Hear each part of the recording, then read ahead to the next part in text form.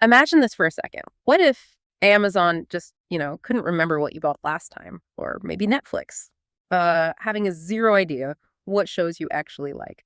Or even your bank, getting your savings and checking accounts completely mixed up. Sounds pretty chaotic, right? Well, that kind of chaos.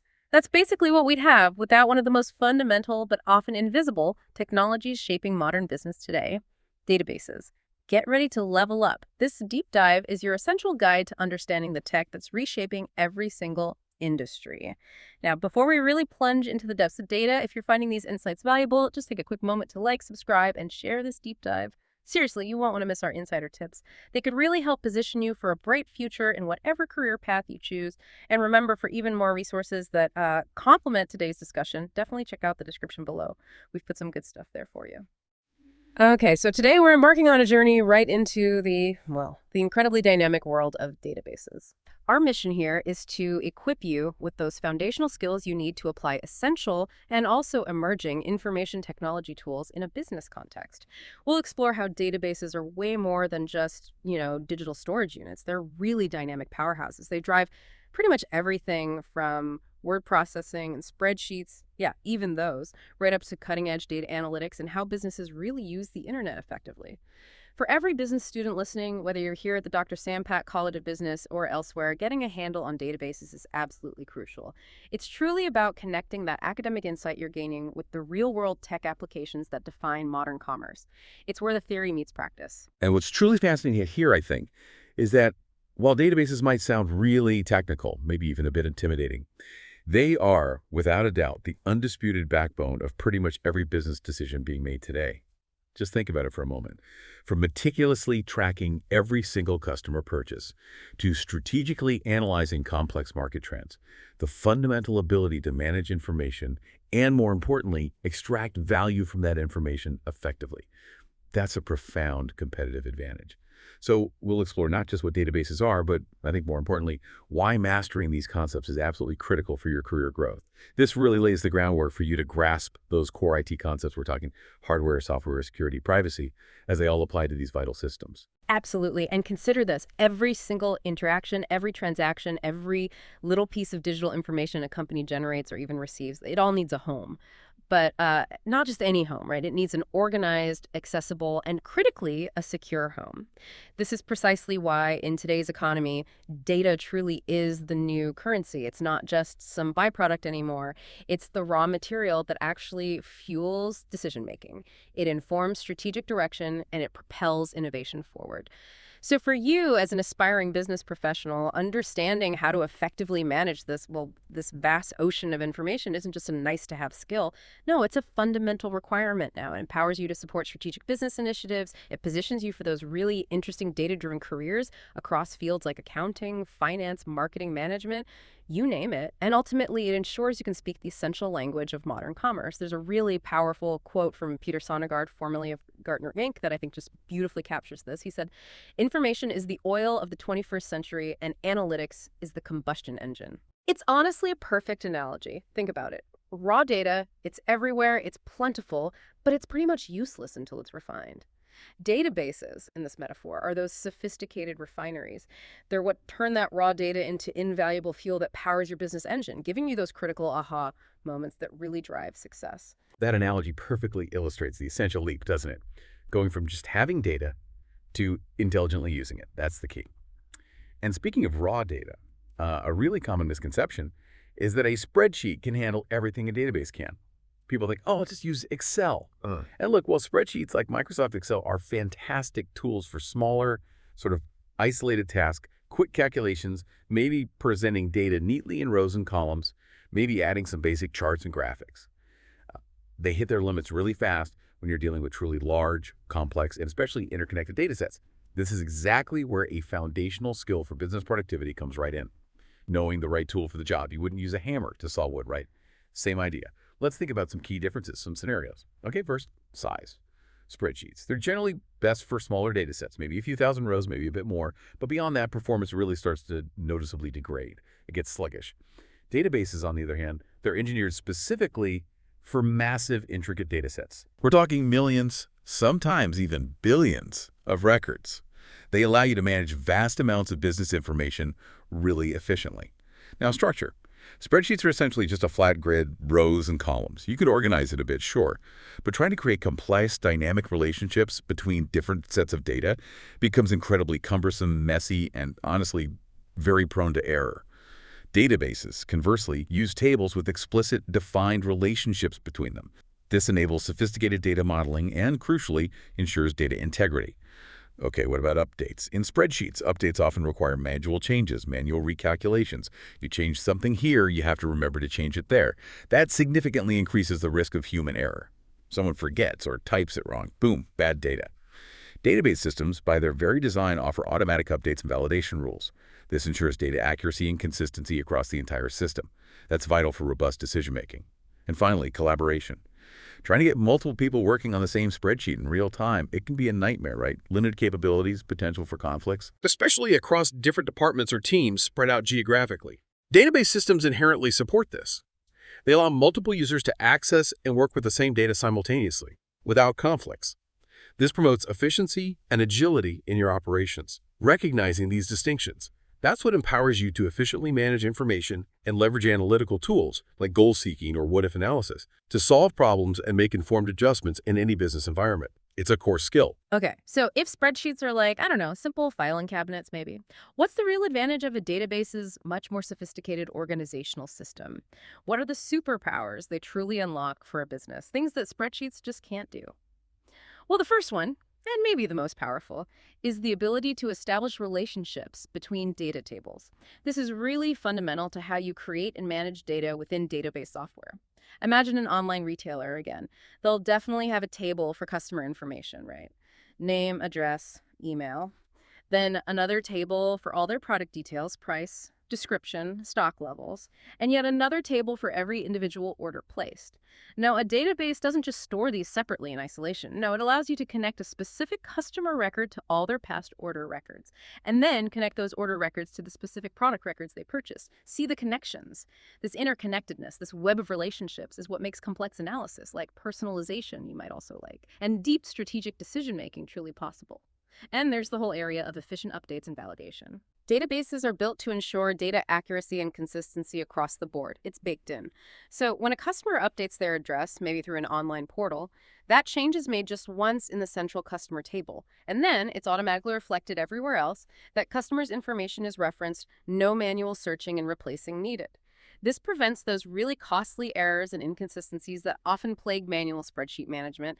Big time saver, big error reducer. Plus, databases can enforce data validation rules. Things like making sure an email address looks like an email address or a state abbreviation is valid. These rules prevent incorrect data from even being entered in the first place, safeguarding the integrity of your valuable information. For modern businesses, real-time access for multiple users is just non-negotiable, absolutely critical. Imagine a sales team, a marketing team, and the customer service department all needing the absolute latest customer information, maybe simultaneously while a customer's on the phone. A database allows them all to access and even update that data concurrently, safely, ensuring everyone is working with the most current information. This fosters incredible agility within the organization and drastically reduces delays in decision-making. And finally, a huge benefit is scalability for large organizations. Databases are purpose-built to grow with the business. As your business expands, as it generates more and more data from customer interactions, website clicks, maybe sensor readings from equipment, a well-designed database can scale up to handle that increased load without a significant drop in performance. It maintains that swift data speed, even when dealing with vast volumes of information.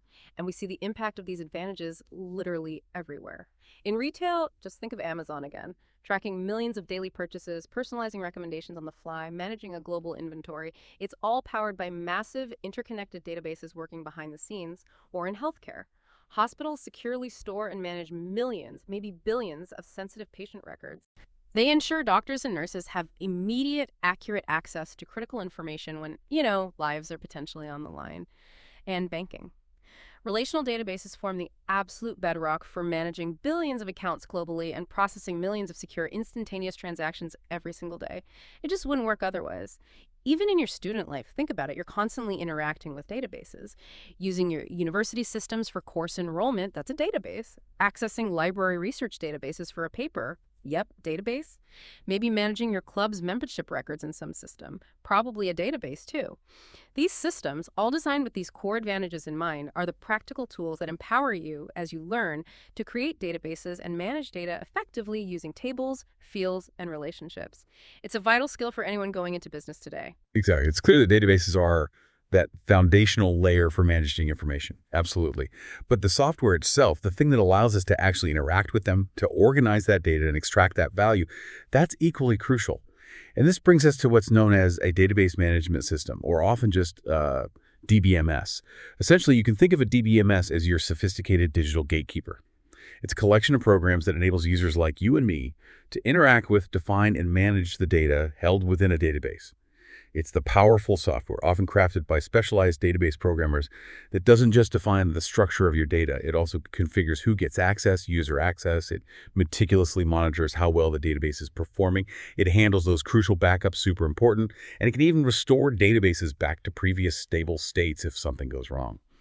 Understanding this is pretty fundamental as you start to describe those core concepts of information technology, hardware, software, security, privacy, particularly in the context of these critical data systems. Some of the most popular DBMS tools you'll probably encounter out there in the business world include things like Microsoft Access, often used for smaller applications or learning.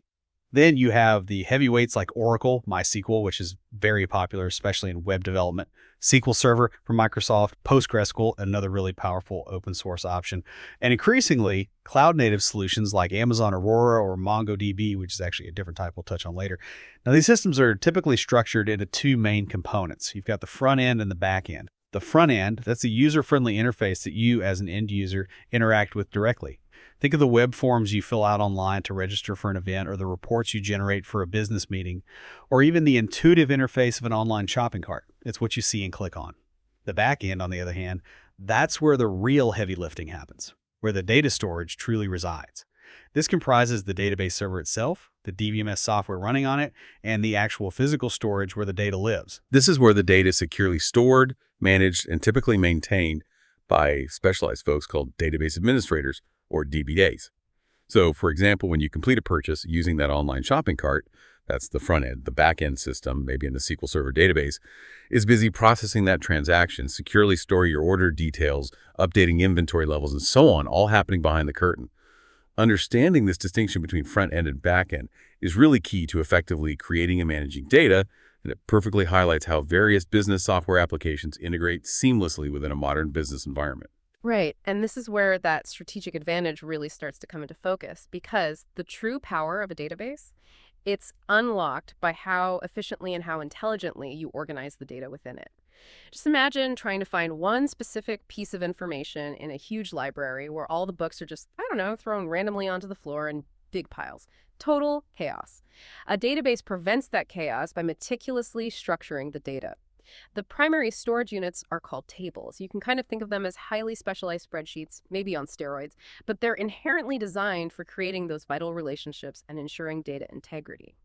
Now, within each table, you have fields and records. Fields are the specific individual pieces of data, essentially. They're the columns of your table. Things like product name, customer address, or order date. Each column holds one type of information. Records, then, are the individual entries. They're the rows in the table. Each row contains all the fields for one specific item. So one row might be one particular product's full details, or another row could be one customer's complete profile information. Okay, now for the magic part. The thing that connects everything and makes databases truly powerful.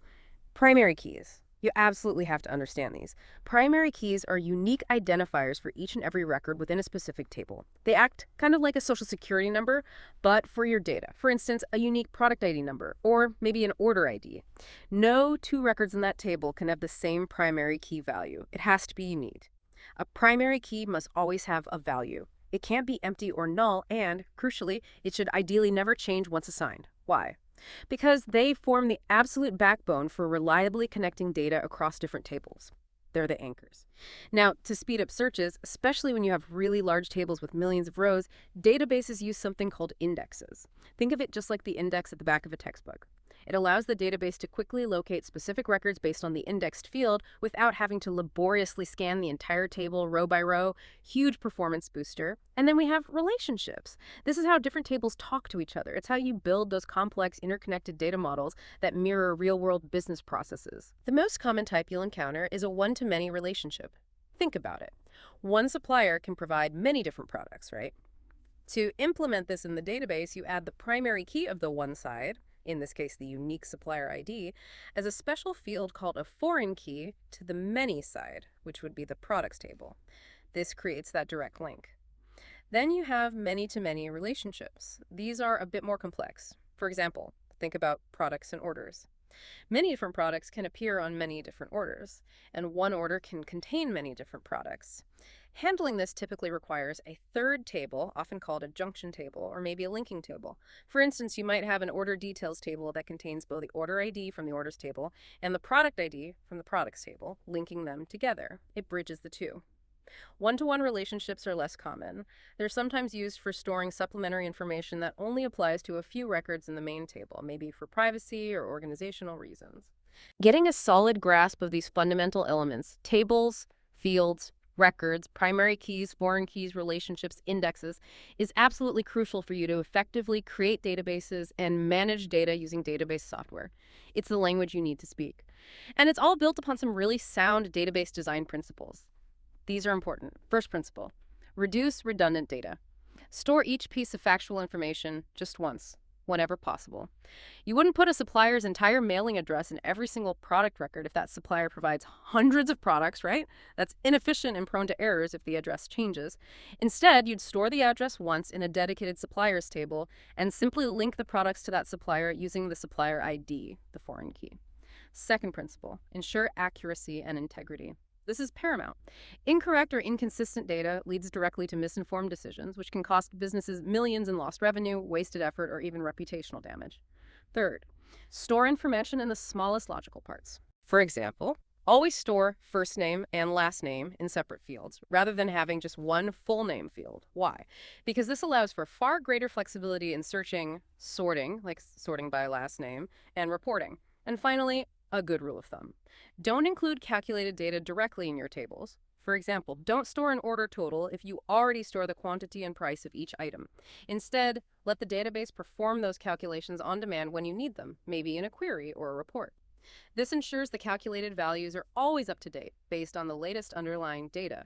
This kind of meticulous organization based on these principles, that's what truly unlocks the power of data for any business. Precisely. And once you have that meticulously organized data, that well-structured foundation, you need a powerful and flexible way to actually interact with it. You need to be able to pull out the specific insights you need without having to manually wade through mountains of raw data. That's exactly where SQL, which stands for Structured Query Language, comes into the picture. SQL is often called the universal language for relational databases, and for good reason. It's the industry standard for interacting with virtually all of them. As one of our sources nicely puts it, it's a unique language for writing queries. An advantage in use across different databases, whether you're using MySQL, PostgreSQL, Oracle, SQL Server, you name it. This means the skills you develop in SQL are highly transferable across different platforms and jobs. That's huge. And it directly contributes to your ability, as outlined in your learning outcomes, to create and manage data using not just tables and fields, but also queries, forms, reports, and those vital import and export functions. SQL allows you to perform 4 core operations, often collectively referred to by the acronym CRU. Create, which corresponds to the SQL insert command, used to add new records, like adding a new customer. Read, which is the select command, used to retrieve data, perhaps pulling up all orders placed in the last month. This is probably the most common operation. Update, the update command, used to change existing data, like updating a customer's new shipping address. And delete, the delete command, used to remove records, maybe an old product that's no longer offered. Now, beyond these fundamental commands that developers might use directly, the DBMS uses SQL under the hood to power more user-friendly tools that everyone interacts with. Queries, for instance, are how you formulate specific questions to retrieve and combine information from various related tables. They answer those critical business questions like, which specific product sold best during the last quarter to customers located in Texas? Or, show me all employees hired in the last year. Forms provide those intuitive, often graphical interfaces for inputting data. Think of a nicely designed screen for adding a new customer or entering order details. They make it easy for anyone in the organization, even non-technical users, to contribute accurate information to the database without needing to understand its complex underlying structure or write SQL code. And finally, reports are designed specifically to summarize, analyze, and display the results of your queries in a clear, understandable format. Often, reports use visual elements like charts and graphs to make complex data digestible for managers and executives for decision-making purposes. Think sales summaries, inventory levels, financial statements. You see this everywhere in business. Finance teams using SQL queries, maybe via a reporting tool, to pull detailed reports for audits or financial planning. Marketing teams collecting crucial customer data via user-friendly front-end web forms that feed into the database. Or managers relying on dynamic dashboards, which are essentially collections of reports and queries running constantly to track key performance indicators, KPIs, in real time. These tools, queries, forms, reports, all driven by the power of SQL, are how you transform that raw, organized data into truly actionable business intelligence. Okay, that makes sense. SQL is the language, queries, forms, reports are the tools. But, as powerful as databases are for organizing and retrieving information, their usefulness in today's interconnected, often dangerous digital world would be severely limited without really robust database security. This is huge. Protecting sensitive data isn't just like a good idea or a best practice anymore. It's an absolute non-negotiable imperative. We're talking about incredibly valuable digital assets here. Customer financial information, credit card numbers, proprietary business intelligence, sensitive patient medical records, all sorts of data that, if it were compromised, could lead to absolutely catastrophic financial losses, irreparable damage to a company's reputation, and potentially severe legal repercussions and fines. So, what are the key measures for protecting this data? Well, it starts with foundational steps, the basics. Things like requiring strong, unique passwords, not using password 123, and increasingly implementing multi-factor authentication, MFA, which adds that crucial extra layer of verification beyond just a password, maybe a code sent to your phone. For the really sensitive data, things like credit card numbers or health information, encryption is pretty much non-negotiable. Encryption essentially scrambles the information, rendering it completely unreadable to unauthorized parties, even if they somehow manage to access the raw data files. Then you have firewalls, which act like digital gatekeepers or security guards for your network. They carefully control incoming and outgoing network traffic, blocking malicious intrusion attempts based on predefined security rules. And of course, secure, regular backups are absolutely crucial. Not just having backups, but testing them regularly to ensure you can actually restore them. This is vital for disaster recovery, ensuring business continuity if you suffer data loss due to hardware failure, human error, ransomware, or some other cyber attack. You need to be able to get back up and running quickly. The broader picture here, though, is that effective database management itself actively promotes robust data security, comprehensive protection, uncompromised data integrity, making sure the data is accurate and consistent, and also swift data access speeds. It's all interconnected. This isn't just about ticking boxes to adhere to regulations like APAPA or GDPR, although that's important too. It's truly vital for the overall health, resilience, and trustworthiness of any business. Proactive database management helps companies make better, more ethical use of their data, and it proactively prevents the common, extremely costly consequences of ineffective data handling, things like slow, uninformed decision-making, operational inefficiencies, customer dissatisfaction, and of course, those devastating security breaches we hear about all too often. This directly underpins your ability as a student learning these concepts to really describe the fundamentals of information technology concepts, including hardware, software, security, and privacy. It helps you recognize that these aren't just abstract technical details, but absolutely critical components of a resilient, ethical, and ultimately successful business operation in the 21st century. Exactly. Building on that foundation of security and proper management, what happens when the sheer tsunami of information being generated today threatens to completely overwhelm even the most robust traditional database systems? That's precisely the challenge that gave rise to this phenomenon we now call big data. We've evolved incredibly rapidly in how we handle data, from the old days of manual tracking in ledgers, then simple spreadsheets. Then came the era of relational databases, which we've been mostly talking about managing structured data really well.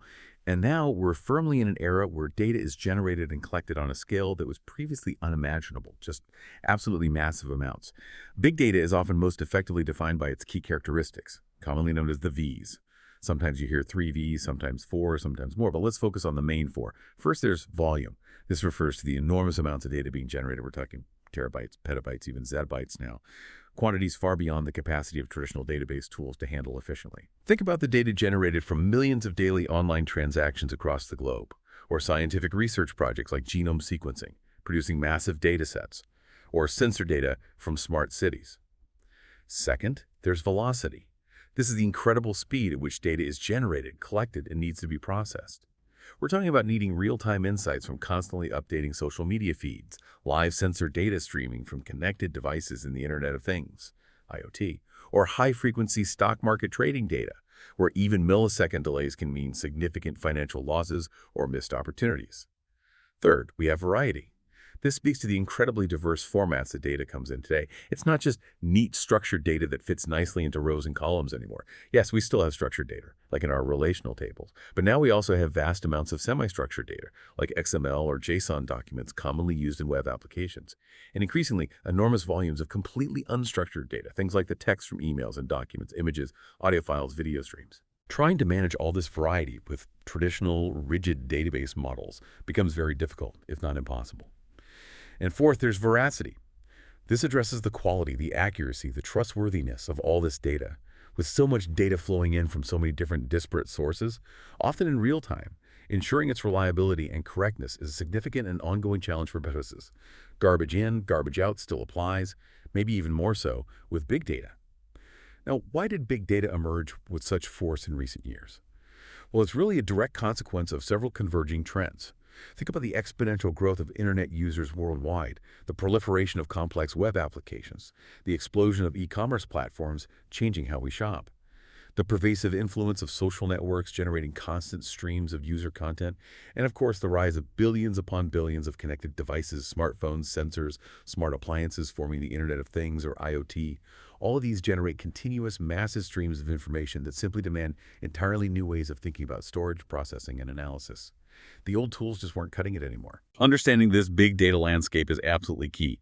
It helps you see how you'll use web-based technologies in the future to conduct ethical business research. And it highlights why robust data analytics capabilities are now essential to solve complex problems and make informed adjustments or recommendations in pretty much any modern business environment. Right, and this is where the real power dynamic starts to shift, isn't it? Because big data, with its volume, velocity, and variety, really pushed us beyond the comfortable confines of traditional relational databases. And that pressure led directly to the development and adoption of a whole new category of databases, NoSQL databases.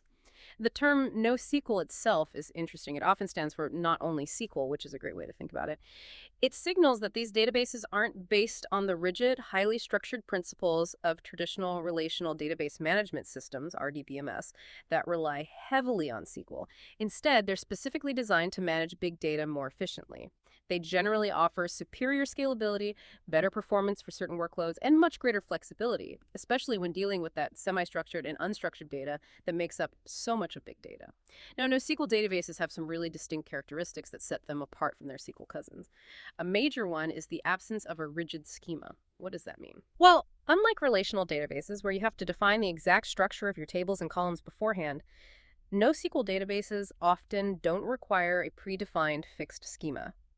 This optional dynamic schema allows for incredibly flexible data storage. You can store different types of information within the same collection, adapting to varied data types on the fly. This is a huge advantage when dealing with constantly evolving data sources or data where the structure isn't fully known up front. They are also inherently non-relational in the traditional sense.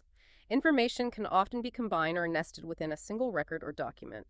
This avoids the need for complex table relationships and those join operations that can sometimes become performance bottlenecks in complex SQL queries, especially at massive scale. They also often boast hardware adaptability. Many NoSQL systems are designed to run efficiently on clusters of cheaper, off-the-shelf commodity servers. This makes it easier and more cost-effective to expand storage capacity horizontally by adding more servers, rather than vertically scaling a single, powerful, and often very expensive SQL server. And critically for big data, they typically offer high distributability. They're designed from the ground up to use server clusters, automatically distributing data and processing across many machines. This allows for massive scale data storage and parallel processing, which is absolutely essential for handling the sheer volume and velocity of big data effectively. Now, it's not just one type of NoSQL database. There's actually a whole family of them, each with strengths suited for different kinds of data and business needs you might hear about. Key value databases like Redis or React. These are very simple, very fast, great for caching or user session data. Think of a giant dictionary. Graph databases like Neo4j. These are specifically designed for understanding complex relationships between entities, think social networks, fraud detection, recommendation engines. Document databases like MongoDB or CouchDB. These store data in flexible JSON-like documents, making them perfect for semi-structured hierarchical data like product catalogs or user profiles, very popular for web applications.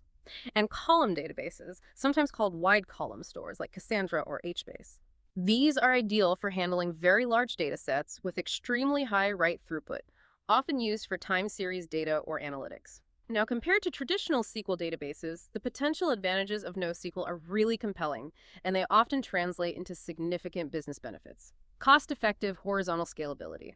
Like we said, you can typically expand your system by just adding more standard, relatively inexpensive servers. This horizontal scaling is generally far more cost-effective than trying to make a single SQL server bigger and bigger vertical scaling. Crucial for handling massive, often unpredictable data growth, flexibility for evolving data. That customizable dynamic schema is a huge plus when your data structures are likely to change rapidly or very significantly. Think about collecting telemetry data from different types of devices where each might send slightly different fields. NoSQL handles this much more easily than rigid SQL schemas. Optimized for big data. They were essentially born out of the need to handle big data's volume, velocity, and variety.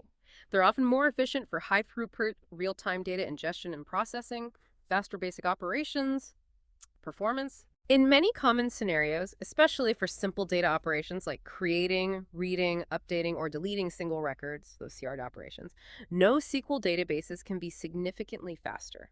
Some experiments, like one mentioned comparing Verskaf NoSQL and Verskaf SQL, have shown NoSQL systems completing these tasks in a fraction of the time a traditional SQL database might take. This is critical for high-speed, high-volume applications. Enhanced resilience. NoSQL databases often provide built-in automatic data replication, copying data across multiple servers, and sharding, splitting data across servers. This significantly enhances system resilience and fault tolerance. If one server fails, the system keeps running, and potentially reduced energy consumption and costs. Some studies, like one comparing MongoDB and MySQL energy usage for certain tasks, suggest that some NoSQL databases can be more energy efficient for similar workloads, which can contribute to lower operational costs and a smaller environmental footprint. Plus, using cheaper hardware also saves money. However, it's really important to understand that NoSQL isn't some kind of magic bullet. It's not always the right answer. Businesses absolutely must consider the challenges and the strategic trade-offs involved when choosing NoSQL. Lack of a universal language.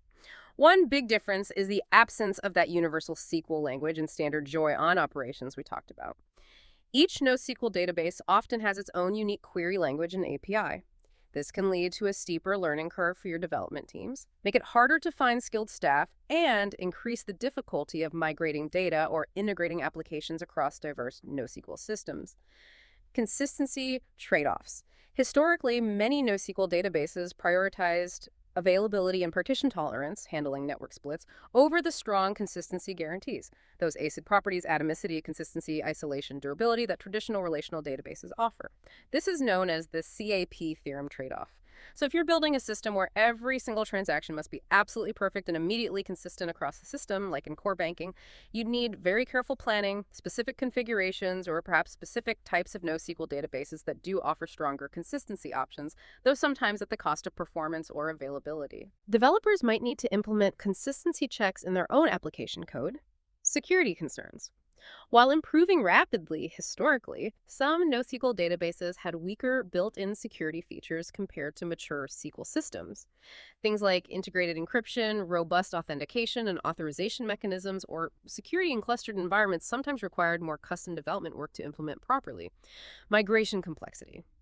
Moving from an existing, well-established SQL environment to a NoSQL database can be quite challenging and complex. It often involves significant data re-architecting, like denormalizing data, intentionally duplicating data, to fit the NoSQL model, which can be a major undertaking. Resource usage. While sometimes more efficient, certain experiments have actually shown increased disk and memory usage in some NoSQL databases compared to SQL counterparts for specific types of workloads or data structures. It's not always automatically lighter. And finally, choice overwhelm. The sheer variety of different NoSQL database types, key value, document, graph, column, and more can make choosing the adequate database for your specific needs incredibly complex. It requires a deep understanding of your application's data access patterns, scalability requirements, and consistency needs. It's definitely not a one-size-fits-all decision. That's a really great summary of the landscape. And if we connect this back to the bigger picture, you're absolutely right. The ongoing debate, or maybe just the choice, between SQL and NoSQL isn't really about declaring one inherently better or worse across the board. It's much more nuanced than that. It's fundamentally about selecting the right tool that is specifically tailored for your particular data types, your scale requirements, your performance needs, and your overall business objectives. And sometimes, as you pointed out, what might initially appear to be a challenge of NoSQL, like that absence of a rigid predefined schema, can actually be a significant advantage in certain contexts, especially when you're dealing with rapidly evolving or unpredictable data structures where flexibility is paramount. It's all about being pragmatic, understanding the specific requirements of your application, and carefully weighing the strategic trade-offs for your particular system. There's often a place for both SQL and NoSQL within the same organization, used for different purposes. And, okay, to truly make sense of all this data, regardless of whether it's housed in traditional SQL databases, modern NoSQL systems, or maybe even a combination, we turn to the field of business intelligence, often abbreviated as BI. BI is essentially the comprehensive set of processes, strategies, architectural patterns, and technologies used for analyzing data to guide strategic business decisions. It's the umbrella term for turning data into insight. Remember, raw data in its unrefined form is just numbers, text, maybe pixels. It only truly becomes meaningful information or intelligence when it's collected, processed, analyzed for patterns, trends, relationships, and ultimately actionable insights that can inform what the business does next. This capability directly helps you, as future business professionals, learn how to use web-based technologies effectively to conduct ethical business research. And it empowers you to strategically leverage tools like goal-seeking and what-if analysis within your analysis to solve complex problems, make precise adjustments to strategies, or offer robust data-backed recommendations in a business environment. It's about data-driven decision-making. Now, BI typically relies on several key components that work together in an ecosystem. First, you often have data warehouses. These are typically large, centralized repositories of highly structured data, often integrated from various operational systems, like sales, inventory, finance. They are meticulously optimized specifically for reporting in complex analytical queries, supporting historical analysis over long periods. Think of how a large retail chain might consolidate years of sales data from all its stores into a central data warehouse to spot long-term seasonal trends, analyze customer lifetime value, or identify top-performing products across regions.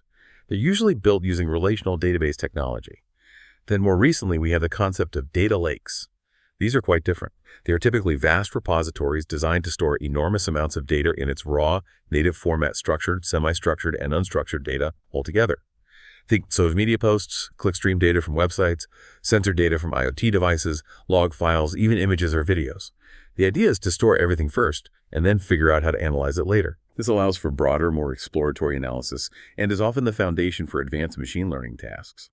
And finally, bridging the gap between the complex back-end systems and the business users are dashboards. These are the visual, usually interactive, user-friendly interfaces that provide real-time or near real-time insights. They use dynamic charts, graphs, gauges, and key performance indicators, KPIs, to make complex data easily digestible and actionable for executive decision-making at a glance. They provide that quick snapshot of business health. In terms of business applications, BI is truly transformative across departments. Finance teams use BI dashboards and reports to detect fraudulent patterns in transactions almost instantly, helping safeguard company assets. Marketing teams analyze customer demographics, purchase history, and online behavior stored in data warehouses or lakes to create highly targeted advertising campaigns, segmenting audiences based on detailed behavioral insights to maximize return on investment. Managers across operations, sales, and HR rely heavily on dashboards to track crucial KPIs, things like sales performance against targets, website conversion rates, inventory turnover rates, or employee satisfaction scores. This allows them to make prompt, informed decisions that keep the business moving forward effectively. And even in your student life, you can start applying these powerful concepts right now. You might use dashboards in your business analytics classes to visualize market trends or financial data. You could conduct research projects using large public data sets, Or you can practice using popular data visualization tools like Tableau, Power BI, or even advanced features in Excel to build compelling presentations that turn raw data into persuasive stories. At its core, BI is all about that crucial final step, turning data, no matter where it lives or what form it takes, into truly intelligent, actionable insights that drive better business outcomes.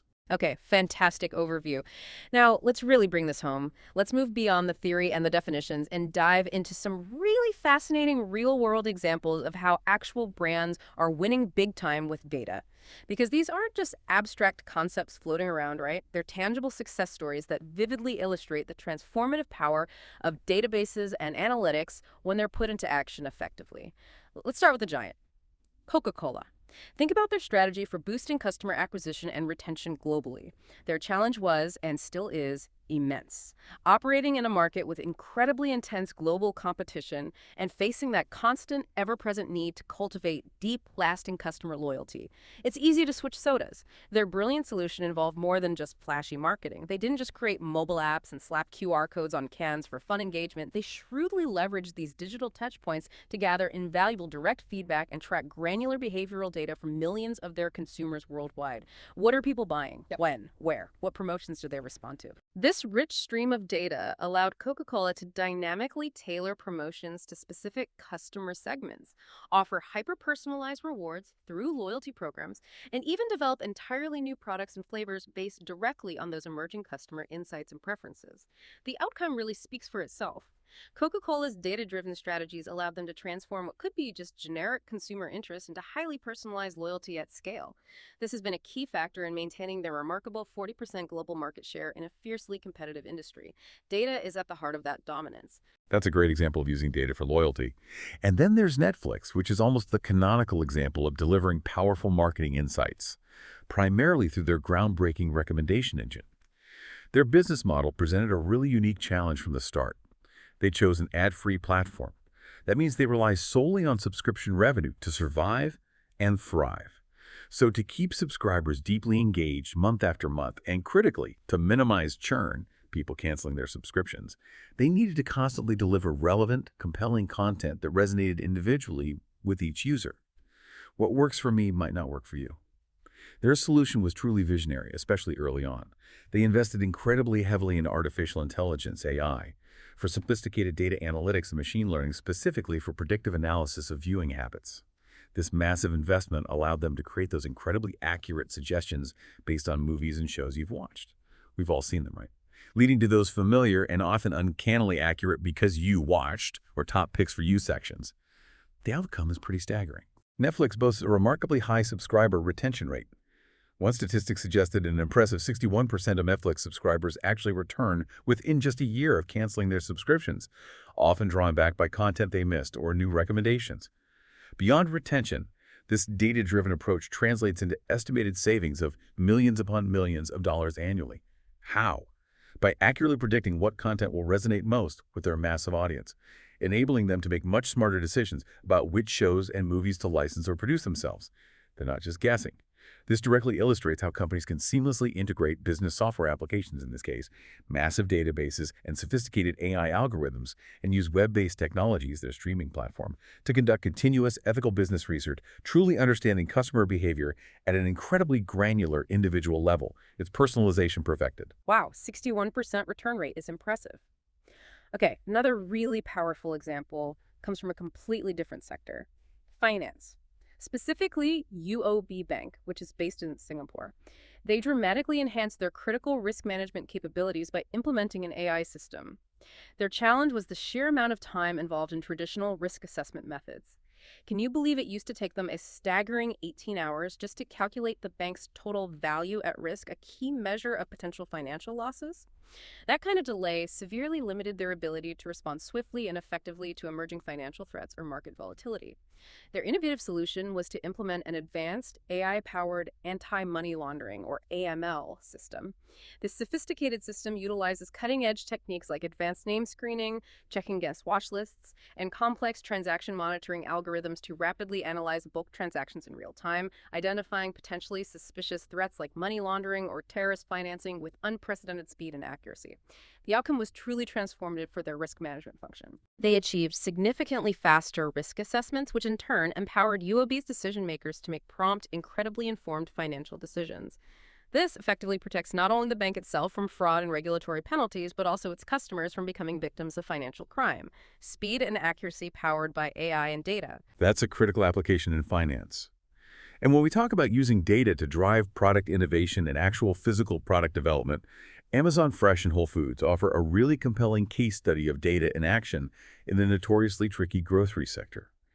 Amazon, already a dominant force in e-commerce, faced unique and significant challenges when expanding aggressively into the grocery market, especially after acquiring Whole Foods. Optimizing grocery logistics, managing perishable inventory, and predicting demand in a sector known for its razor-thin margins and complex supply chains was a massive undertaking. You can't just apply the same model you use for selling books. Their solution was, unsurprisingly for Amazon, a deep dive into data. They analyzed mountains of historical purchase patterns from both Amazon.com and Whole Foods. But they didn't stop there. They integrated real-time weather forecasts, which significantly impact grocery shopping, monitored social media trends for emerging food fads, and even considered local cultural events or holidays to predict customer demand with astonishing accuracy right down to the neighborhood level. They heavily leveraged machine learning algorithms running on their cloud platform to power these predictions. And they strategically deployed technologies like micro-fulfillment centers, small, highly automated warehouses located close to customers to facilitate faster deliveries and enhance inventory management based on these predictions. The outcome: significantly enhanced inventory management, meaning less spoilage and waste, a huge cost in groceries. Product assortments better aligned with local consumer preferences. And ultimately, reduced waste and improved financial performance through optimized stock levels and faster turnover. It showcases how data can drive innovation and efficiency, even in complex physical world operations like selling bananas and milk. That's fascinating how they blend all those data sources. Okay, rounding out these incredible real-world examples is PepsiCo, another global giant, focusing on optimizing their vast supply chain management through advanced inventory forecasting. Their challenge was pretty clear. Their existing, often inadequate legacy forecasting systems were leading to significant inefficiencies in meeting the fast-changing and incredibly dynamic consumer demands of the global beverage and snack market. Tastes change fast, promotions hit, competitors act. Forecasting is tough. Their solution was to move beyond simple historical averages and leverage their vast databases, implementing a much more sophisticated forecasting strategy based on a comprehensive analysis of numerous real-world factors. This included analyzing detailed market trends, looking at granular consumer purchase patterns, what's selling where, when, and in what combinations, and even considering the broader socioeconomic environment in different regions. They analyzed complete data sets, integrating information from their warehouses, distribution centers, all the way down to point-of-sale data scraped from retailers to significantly improve the accuracy of their demand forecasts. The outcome was a much more highly optimized and responsive supply chain. This led directly to a substantial reduction in waste, less expired product, minimized stockouts, ensuring popular products are actually available on the shelf when consumers want them, and ultimately significantly improved financial performance through better inventory management and increased customer satisfaction. They could meet demand more precisely. So looking at all these examples, Coke's loyalty, Netflix's recommendations, UOB's risk management, Amazon's groceries, Pepsi supply chain, what really stands out to you listening? How do these diverse applications of data, ranging from hyper-personalized digital experiences to perfectly optimized physical supply chains, directly translate into tangible, measurable business success across completely different industries? It's really about seeing the pervasive and undeniable impact of intelligent data management everywhere you look in modern business. Absolutely. These examples vividly demonstrate how data isn't just some static asset sitting in a server. It's a dynamic strategic imperative that is constantly evolving, and the technology managing it is evolving right alongside it. A really significant and rapidly accelerating trend we're seeing now is the increasing role of artificial intelligence, specifically within database management. AI is moving us quickly towards truly autonomous, self-managing database systems. The core idea here is pretty revolutionary. AI is fundamentally changing how databases are managed day to day by automating many of the routine, often tedious tasks, and at the same time significantly enhancing the analytical capabilities we can derive from the data. This frees up those valuable human experts, the DBAs, for more strategic, higher-level work. Think about autonomous operations. AI-driven automation is drastically reducing the manual workload that traditionally fell on database administrators. Tasks like performance tuning, constantly monitoring and adjusting database parameters to ensure it runs optimally under changing workloads that can be automated. Detecting anomalies in performance or security logs. AI can often spot subtle patterns humans might miss. Optimizing complex SQL queries automatically. Yes. Scaling resources, like CPU or memory, up or down dynamically based on real-time demand. AI can handle that. Even tasks like self-healing, automatically recovering from certain types of failures, and applying critical security patches without downtime are increasingly being handled by AI with minimal or sometimes zero human intervention. Major cloud providers like Oracle with their autonomous database and Microsoft with Azure SQL database are really leading this charge. They're using sophisticated machine learning algorithms that continuously monitor workload patterns and automatically adjust system resources and configurations for peak performance, security, and efficiency. AI is also profoundly bolstering database security itself, going beyond just patching. AI-driven security systems can continuously monitor data access patterns in real time. They can learn what normal behavior looks like and instantly flag unusual activity or unauthorized attempts to access sensitive data, often identifying sophisticated threats far faster and more accurately than traditional rule-based systems or human analysts could alone. For example, JPMorgan Chase implemented AI-driven databases specifically to monitor for fraudulent financial transactions. They reported achieving a remarkable 30% reduction in false positives, meaning fewer legitimate transactions were flagged incorrectly, which saved them millions annually by allowing their human fraud investigation teams to focus their efforts on genuine threats. Furthermore, AI is leading to dramatically enhanced analytics. Machine learning algorithms, particularly deep learning, can now process massive data sets, including unstructured data, in near real time, uncovering hidden patterns, correlations, and predictive insights that were simply unattainable just a few years ago. We're also seeing the rise of natural language processing, NLP capabilities, being integrated directly into databases or BI tools. This is starting to allow business users, even those without deep technical skills, to query databases using conversational language, just asking questions in plain English. This has the potential to truly democratize access to data and insights far beyond the traditional realm of SQL experts and data analysts. That's pretty mind-blowing, the idea of just talking to your database. Okay, building on that theme of processing data differently, we're also seeing the significant rise of edge computing and federated analytics. This is all about fundamentally shifting where data processing and storage happens, moving it closer to where the action is, closer to the source where the data is actually generated. The core concept here is about moving computation and data storage away from centralized cloud servers or data centers and bringing it closer to the edge of the network, the devices, the sensors, the local machines generating the data. Why do this? Well, it dramatically reduces latency. That's the delay in data transmission time it takes to send data back and forth to a central server. It also minimizes the consumption of network bandwidth, which can be expensive and sometimes unreliable, especially for transferring massive amounts of data continuously.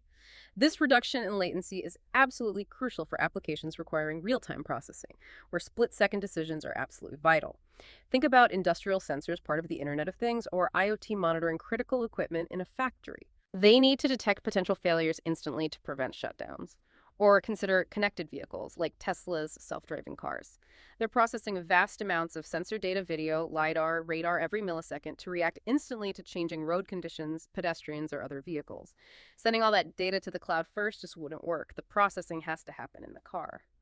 Think also about advanced medical devices tracking a patient's vital signs in an ICU, or high-frequency financial trading platforms that need to execute buy or sell orders in microseconds based on market fluctuations.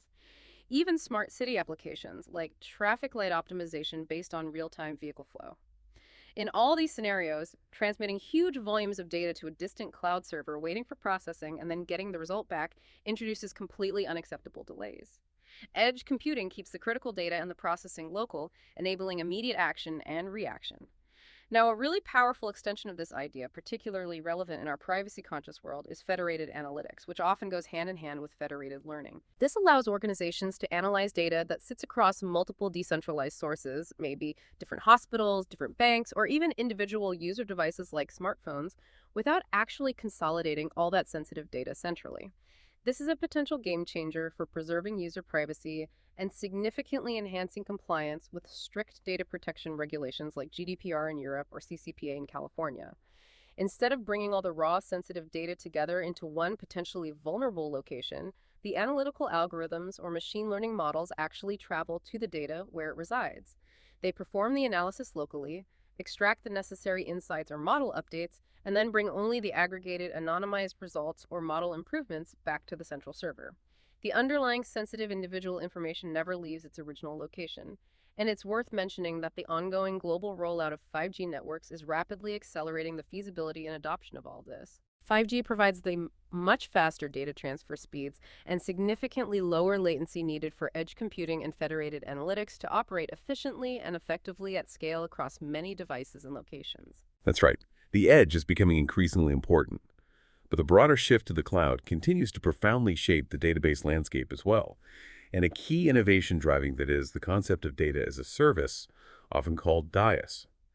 This model essentially provides cloud-based solutions that allow organizations to access, store, process, and analyze data entirely on demand, completely eliminating the need for businesses, especially smaller ones, to invest in and manage significant, expensive on-premises hardware and software infrastructure for their data needs. The benefits for businesses adopting DIAS are pretty substantial and compelling.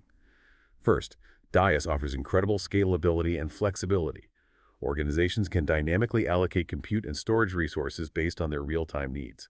They can scale up rapidly to handle peak periods, like a major holiday sales rush for an e-commerce site, and then just as easily scale back down during quieter periods to save costs. This pay-as-you-go pricing model effectively eliminates those hefty upfront capital expenditures on hardware and software licenses, making advanced data management capabilities much more accessible and affordable for organizations of all sizes, not just the giants. DAS platforms also generally ensure seamless data integration. Modern DAS providers typically offer robust API frameworks, application programming interfaces, and pre-built connectors that make it far easier to integrate data from diverse sources. Whether that data lives in legacy on-premises databases, comes from third-party software as a service, SaaS applications like Salesforce or HubSpot, or streams in from social media platforms or IoT devices, DAS can often provide a unified access layer. And critically, especially for regulated industries, DAS platforms often offer enhanced data governance and compliance capabilities.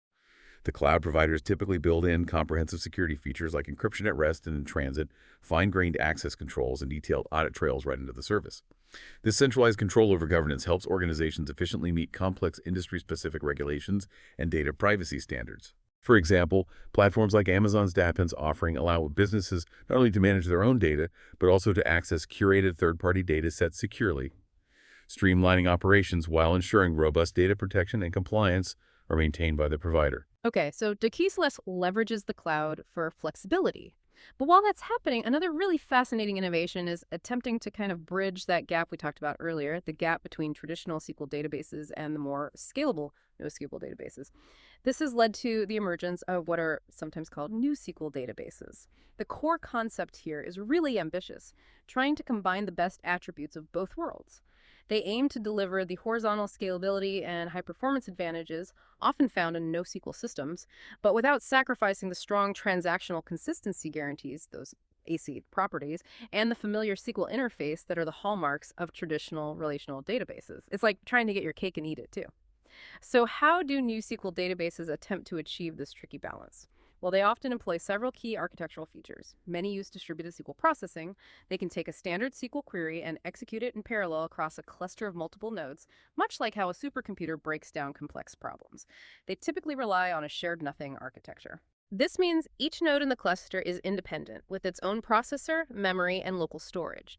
This improves scalability, just add more nodes, and enhances fault tolerance. If one node fails, the others can continue. Features like automatic sharding are common. This means the database automatically and transparently distributes large tables across these multiple nodes, so you don't have to manage the partitioning manually. And crucially, they incorporate sophisticated distributed transaction management protocols. These ensure that those critical ACID properties, atomicity, consistency, isolation, durability, are meticulously maintained even for transactions that span data residing on multiple different servers in the cluster. This is technically very complex to achieve reliably at scale. So where would you typically use these new SQL databases? Well, their primary use cases are in demanding environments that require both extremely high transaction volumes and absolutely strict data consistency. Think of critical applications in financial services like core banking or trading platforms, high traffic e-commerce platforms handling millions of concurrent users and orders, large-scale telecommunications billing systems, or online gaming platforms where every player action and virtual currency transaction must be accurate and instantaneous. Systems like CockroachDB, Google Spanner, or VaultDB exemplify this new SQL approach. They offer distributed SQL architectures designed to ensure high availability and massive horizontal scalability while rigidly maintaining ACID compliance across potentially globally distributed deployments. They represent a really interesting evolution in the database landscape. Absolutely. NewSQL is a fascinating space to watch. And of course, all these technological advancements, AI automation, edge computing, DayQuil, NewSQL, they all naturally lead to a significantly evolving role for the traditional database administrator, the DBA. The DBA role isn't disappearing, but it is definitely changing.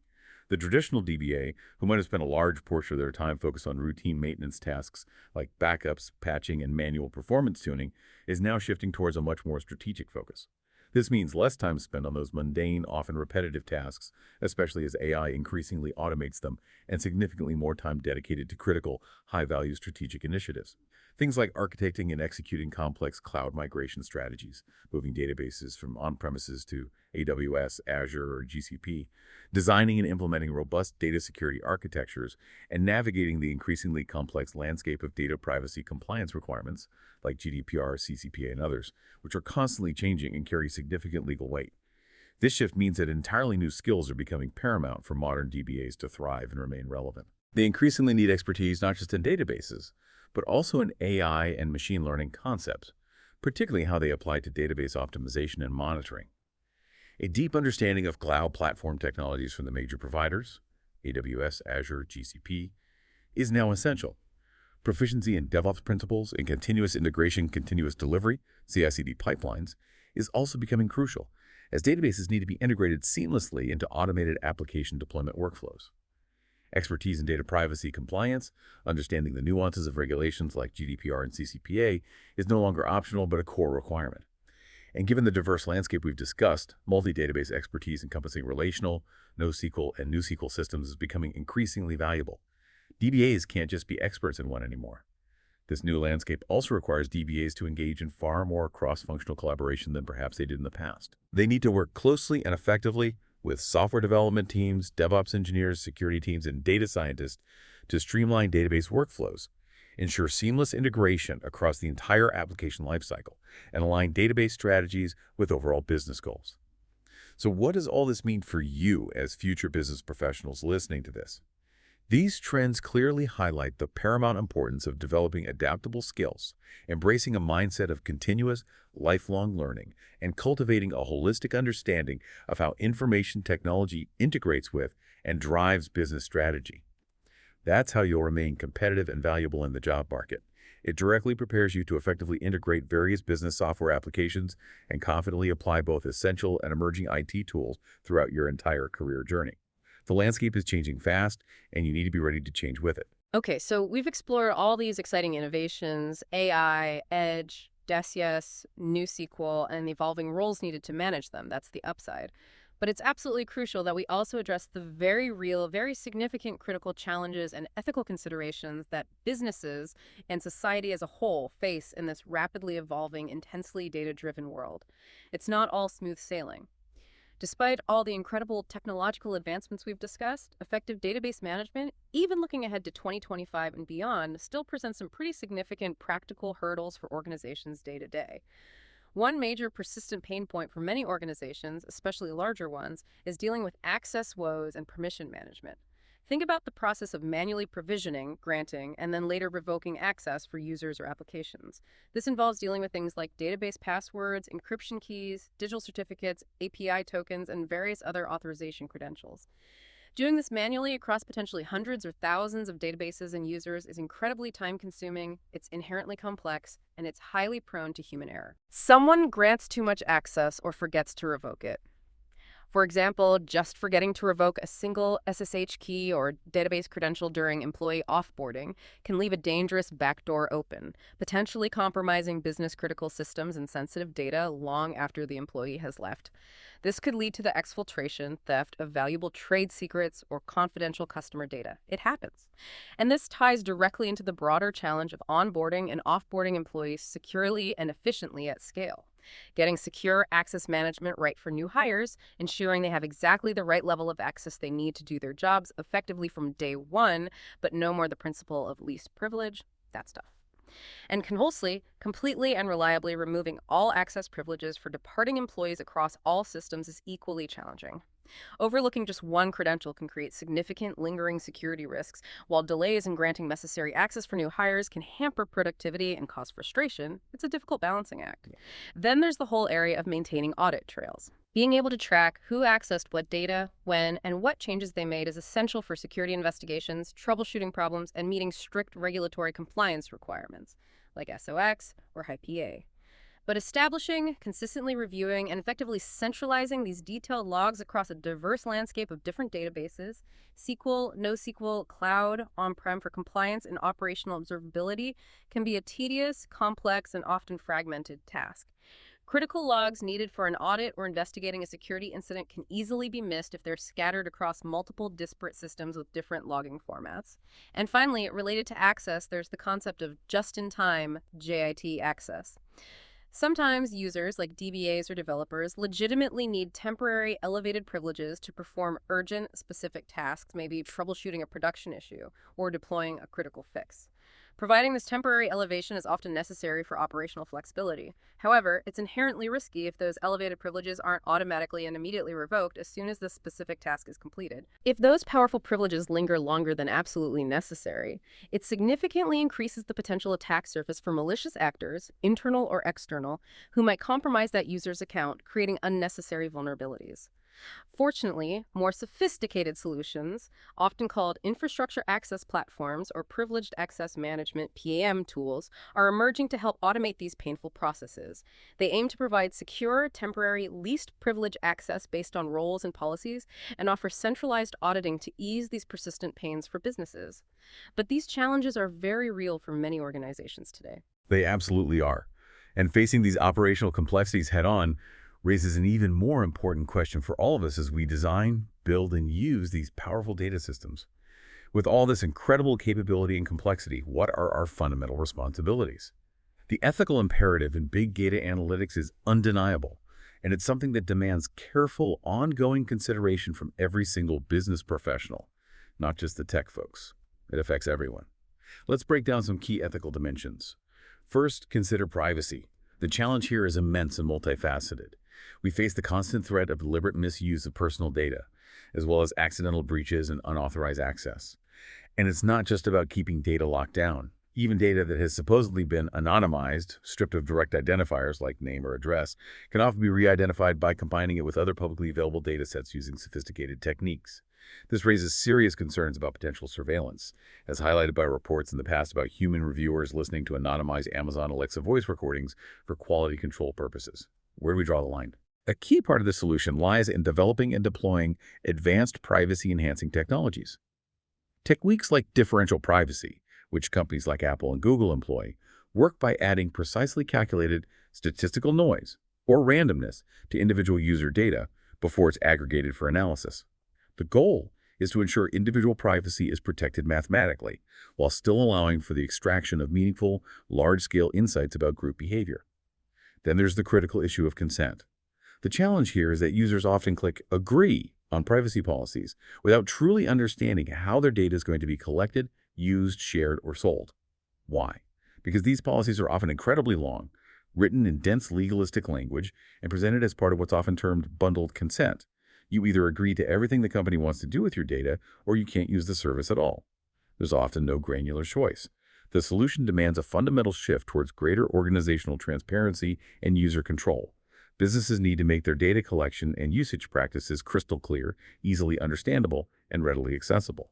They need to offer users meaningful choices about how their data is used.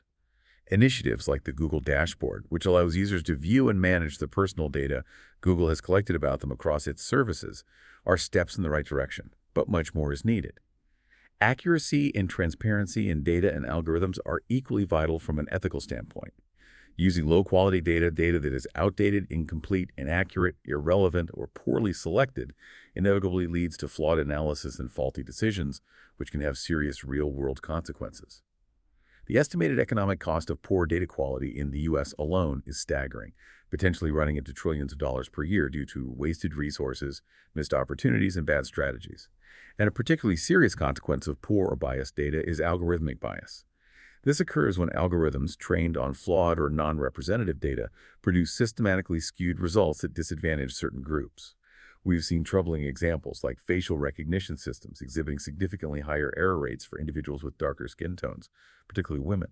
Or Amazon's experimental AI recruitment tool that inadvertently learned to penalize resumes containing the word women's because it was trained predominantly on historical data reflecting existing gender biases in the tech industry.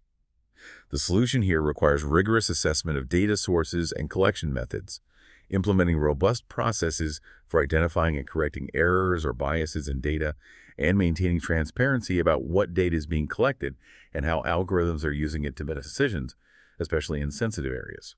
The issues of accessibility and data ownership present another complex set of ethical challenges. We currently observe significant information inequality where the vast majority of valuable big data is controlled by a small number of large corporations and governments, remaining largely inaccessible to the public, independent researchers, or smaller organizations. This creates what's often referred to as a big data divide. There's also considerable legal ambiguity and ongoing debate regarding who truly owns data. Is it the individuals who generate the data through their actions and interactions? Is it the companies who collect, aggregate, and analyze it? Or does data, particularly when aggregated, represent a societal asset that should be governed differently? There are no easy answers here. Part of the solution involves developing new ethical governance models and potentially new legal frameworks that recognize data, especially personal data, as a valuable asset belonging to the individual. This could involve ensuring fairer access to anonymized data for public interest research and granting individuals greater control over their own digital footprint and how it's monetized. And finally, closely related to accuracy is the overarching challenge of bias and fairness in algorithmic systems. It's crucial to remember that algorithms, despite seeming objective, are ultimately human creations. They reflect the biases, assumptions, and societal prejudices of the people who design them and the data they are trained on. If the training data is biased, example, historically skewed loan application data, or incomplete, for example, underrepresenting certain demographic groups, the resulting algorithms can perpetuate and even amplify existing discrimination, leading to unfair outcomes. The solution requires a strong emphasis on human responsibility and oversight in developing and deploying big data systems. We need diverse teams building these systems. We need to actively work towards ensuring fair, diverse, and truly representative data sets are used for training. And we must critically test and audit algorithms, especially those used in sensitive decision-making areas like loan approvals, hiring, insurance pricing, or even criminal justice sentencing, to ensure they produce equitable and fair outcomes for all groups. These ethical points profoundly underscore the importance, as highlighted in your course learning outcomes, of learning to use web-based technologies to conduct ethical business research. It's not just about finding information, it's about using it responsibly. And it reinforces the need to describe the fundamentals of IT concepts, hardware, software, security, and privacy, not just technically, but through a responsible, forward-thinking, ethical lens. This is becoming a core competency, a non-negotiable skill for your future careers in any field of business. Absolutely. That's a lot to think about, and it really highlights the weight of responsibility that comes with handling data. All these challenges, both technical and ethical, bring us back to a really fundamental strategic decision for any business embarking on a new project or building a new system: choosing the right DBMS. It hammers home the point that there's absolutely no single best database or one-size-fits-all answer. It just doesn't exist. The choice of which database management system to, whether it's a traditional SQL database, a specific type of NoSQL database, maybe a new SQL option, or even a combination depends entirely on your specific application requirements, the nature and structure of your data model, and your overarching business needs and constraints. Getting this decision right is a truly critical skill for any aspiring business leader, IT manager, or really any professional involved in leveraging technology today. Making the wrong choice early on can lead to significant pain down the road. Poor performance, scalability issues, high costs, or difficulty implementing needed features. So what are some of the key factors you absolutely need to consider when making this crucial choice? First, think about scale. How much data are you realistically expecting to handle, both now and in the foreseeable future? Are we talking gigabytes, terabytes, or potentially petabytes? The answer will immediately help narrow down your options as different systems are optimized for different scales. Second, consider fault tolerance and availability needs. What level of data replication, having multiple copies, and disaster recovery capabilities do you require? How quickly must your system be back online after an outage, and your recovery time objective, or RTO? And how much data loss, if any, can your business tolerate? Your recovery point objective, or RPO? Mission-critical systems need much higher fault tolerance than less critical ones. Third, what are your specific authentication needs? Do you need the database to integrate seamlessly with your existing enterprise authentication systems, maybe using protocols like LDP, Kerberos, or OAuth for single sign-on or centralized user management within a large corporation? This can be a key factor for manageability and security. Fourth, carefully assess your existing infrastructure and your team's current technical expertise. Are you already heavily invested in a particular vendor's ecosystem, like Microsoft or Oracle? Do you have existing databases you need to integrate with? Sticking with similar technology might significantly ease the learning curve for your team and potentially reduce integration costs and complexities. Don't underestimate the human factor. Fifth, really drill down into your specific use cases. What exactly would this database be used for? Do you need specialized features, like maybe advanced geospatial querying capabilities, which the PostGIS extension for PostgreSQL excels at, crucial for location-based services or mapping applications? Or maybe you need strong full-text search capabilities built in. Different databases offer different specialized strengths. And finally, don't ever overlook the practical considerations of budget, vendor support, and required expertise. Are you prepared to pay potentially significant licensing fees for expensive commercial options like Oracle or SQL Server Enterprise Edition, which often come with extensive vendor support contracts? Or would a powerful open source solution like PostgreSQL or MySQL, with their large active communities and potentially lower total cost of ownership, be a better fit for your budget and your team's ability to self-support or find third-party support? There was a great piece of practical advice mentioned in one of our sources, kind of summarizing this last point. Do you have your own dedicated ops team and experienced DB admin who can manage everything? Maybe self-hosting a PostgreSQL instance makes sense. Otherwise, if you don't have that deep in-house expertise, strongly consider using a managed database service like AWS RDS or Azure SQL Database, where the cloud provider handles much of the operational burden for you. Okay. So the core practical takeaway here is this. Always start with a really clear understanding of your specific data model. Is your data primarily relational, structured in tables? Is it more like key value pairs? Is it complex documents? Or is it highly interconnected like a graph? Once you understand your data's nature, then you can meticulously evaluate the various database options: SQL, NoSQL, types, NewSQL, cloud managed versus self-hosted, based on their specific features, performance characteristics, scalability model, consistency guarantees, community vendor support, and of course, cost.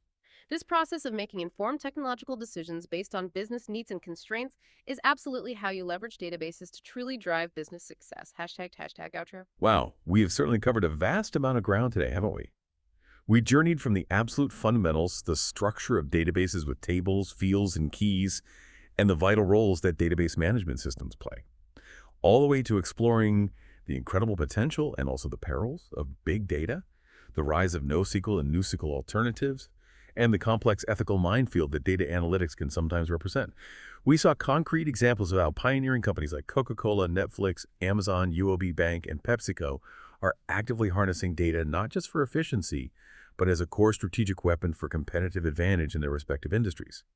And we looked at how cutting-edge technologies like artificial intelligence are rapidly transforming everything from routine database operations and security monitoring to sophisticated fraud detection, and even how we interact with data through natural language. Crucially, we also spent time highlighting those very real operational challenges that persist in managing database access securely and efficiently, and underscored the profound ethical responsibilities that come with leveraging vast amounts of data in today's world, from ensuring individual privacy and data accuracy to actively promoting accessibility and fairness in algorithmic systems. It's a complex, dynamic field. It really is. So remember that chaotic world we imagined right at the start. The world without organized data, where businesses just couldn't possibly function, where everything would grind to a halt. What's truly fascinating, I think, is realizing that the foundational technology preventing that chaos, the humble yet powerful database, is itself constantly, relentlessly evolving. It's being driven forward by relentless technological innovation, absolutely. Yet it's also continually being challenged by those critical, sometimes uncomfortable questions of privacy, fairness, security, and the responsible use of the immense power it holds. Understanding these dynamic forces, the interplay between the technology and its societal impact isn't just about keeping the lights on or keeping things running smoothly anymore. No, it's really about actively participating in and pioneering the very future of business itself. How we use data will define success. We sincerely hope this deep dive has provided you with some truly valuable insights and a clear picture of this vital technology landscape. If you found this discussion helpful, if it sparked some ideas or clarified some concepts, please do remember to take a quick second to like, subscribe, and share it with others who might benefit. That really helps us continue to bring you these essential insights designed to support your career journey. And please don't forget, for those additional resources we mentioned, links, further reading, maybe some helpful tools, definitely check out the description below this deep dive. We've curated some things we think you'll find useful. So, as you look ahead towards your own careers, whether you're just starting out or thinking about your next move, maybe consider this question. How will you personally leverage the immense power of databases and data analytics ethically, responsibly, and effectively to help solve tomorrow's most pressing business problems? Because the problems aren't getting any simpler. The future of business isn't just about what you know. It's increasingly about how you effectively apply technology, like databases and analytics, to make things happen, to create value, and to do so in a way that is both successful and principled. Thanks so much for listening.